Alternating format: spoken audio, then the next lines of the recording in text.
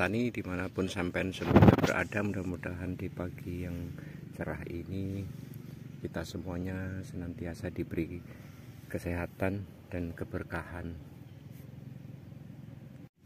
Kita berbagi lagi teman-teman sobat tani,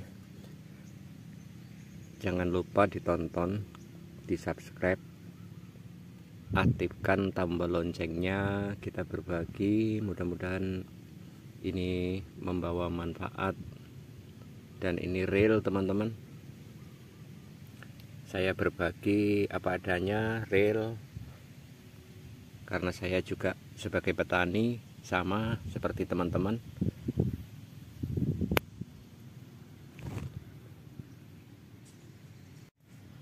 Untuk kali ini saya sampaikan beberapa hal ya teman-teman ya. Ini real penting bagi kita sebagai petani, khususnya petani cabai. Ada beberapa hal yang perlu kita perhatikan dan harus kita lakukan. Yang pertama adalah langkah agar kita itu bertani ini dengan mudah, teliti, dan dengan biaya yang tidak begitu besar teman-teman. Yang pertama adalah pengamatan teman-teman. Pengamatan ini adalah satu kegiatan penting yang harus kita lakukan terhadap tanaman kita. Pengamatan ini tujuannya apa? Yang pertama itu adalah kita tahu kondisi tanaman kita. Tanaman kita ini perlu makankah? Jenis makanan apakah yang dibutuhkan? Nitrogenkah, fosforkah, kaliumkah? Dan ini kelebihan unsur N atau kekurangan P, ataupun kekurangan K, ataupun kelebihan N, kelebihan P, ataupun kelebihan K. Ini harus kita teliti teman-teman, sehingga kita tahu kondisi tanaman kita ini dari segi faktor kebutuhan unsur hara yang dibutuhkan oleh tanaman. Kemudian kita melakukan penelitian, pengamatan ini dari segi hama. Pada saat ini tanaman kita diserang hama apa? Ulat, kutu-kutuan, trip, atau apa, kita tahu. Kemudian tanaman kita ini ada gejala penyakit apa? Mungkin busuk batang, bercak daun, ataupun fusarium, kita tahu. Kemudian setelah pengamatan baru kita lakukan langkah selanjutnya adalah penanganan. Penanganannya seharusnya secara tepat. Kalau menyangkut kebutuhan makanan, kita aplikasikan pupuk sesuai dengan kebutuhan tanaman. Kemudian kalau dari segi hama, kita harus lakukan secepatnya untuk menangani, baik itu pencegahan ataupun pemberantasan hama penyakit yang ada pada tanaman kita, harus secara cepat dan juga harus tepat waktu tentunya, tepat cara tentunya, tepat dosis dan jenis itu harus tepat agar kita tidak gagal ataupun terlambat menangani proses aplikasi. Baik itu kebutuhan pupuk ya harus kita sesuaikan dengan kebutuhan tanaman. Hama dan penyakit juga harus kita aplikasikan, kita spray sesuai dengan kebutuhan hama ataupun penyakit sasaran, seperti itu teman-teman.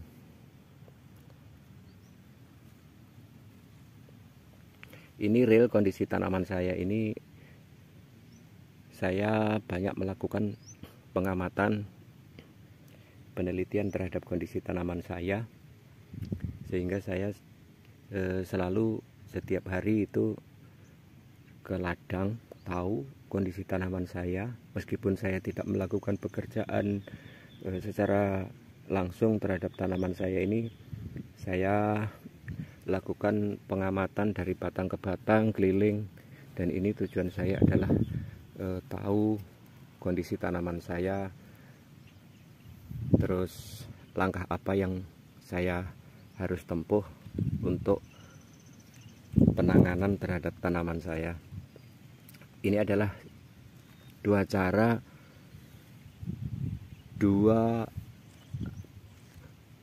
pekerjaan penting yang harus kita lakukan, yaitu pertama adalah pengamatan, yang kedua adalah penanganan.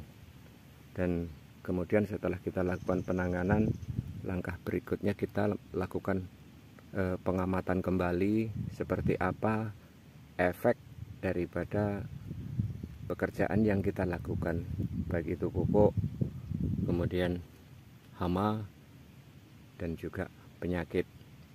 Terutama dalam hal-hal serangan hama ataupun penyakit, ini tidak bisa kita tanpa melakukan pengamatan. Kita harus tahu seberapa tingkat serangan, dan yang perlu kita lakukan di situ adalah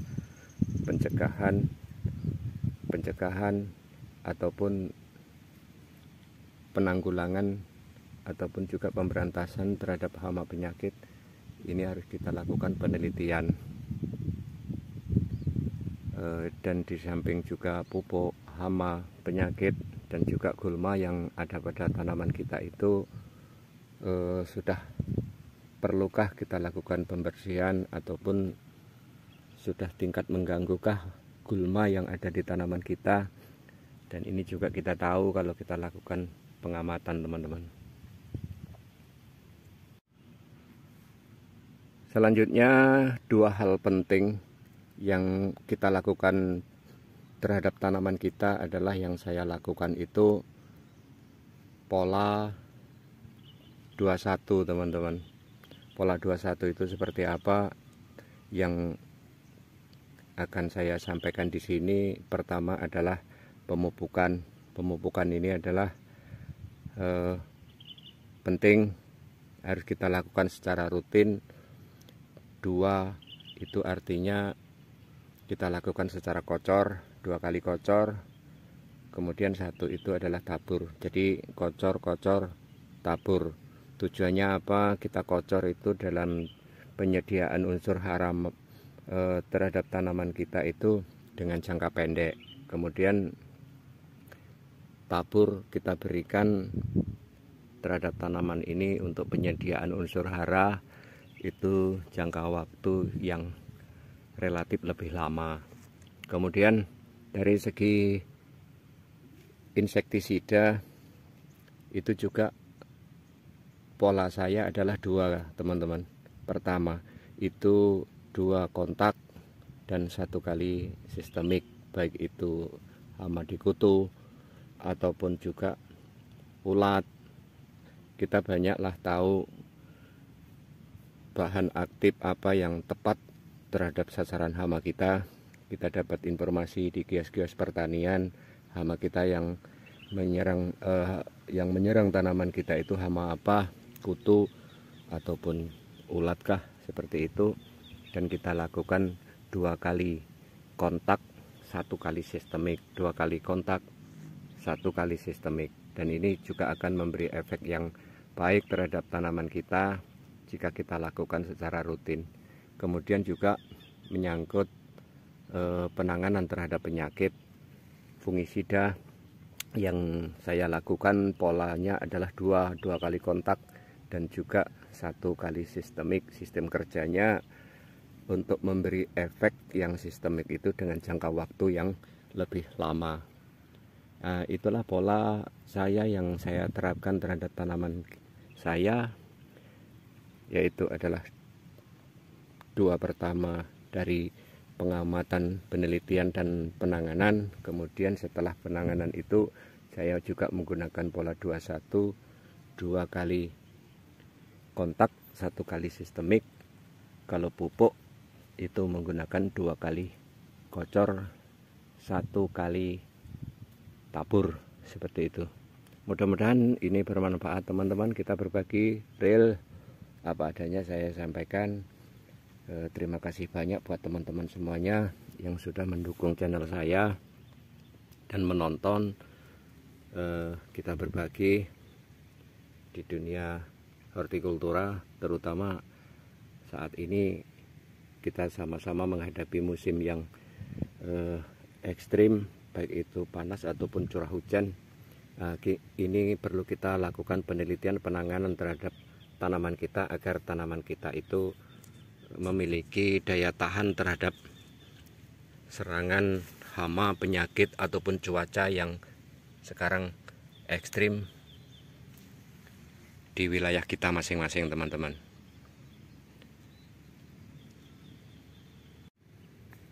Cabai saya ini umur 46 HST, sudah mulai terbentuk apa itu buah, dan bunganya juga sedang dalam proses penyerbukan. Percabangannya juga selalu aktif ke atas, karena ini adalah faktor yang kita perhatikan untuk mendukung baik generatif ataupun vegetatif, dan juga kesehatan tanaman harus kita perhatikan agar tanaman kita itu tumbuh sesuai dengan fasenya, teman-teman. Dan kita sebagai petani bertugas mengawal tanaman kita dari pembibitan, pindah tanam, sampai proses di lahan menuju garis finish. Mudah-mudahan semuanya dapat selesai, barokah manfaat. Wassalamualaikum warahmatullahi wabarakatuh.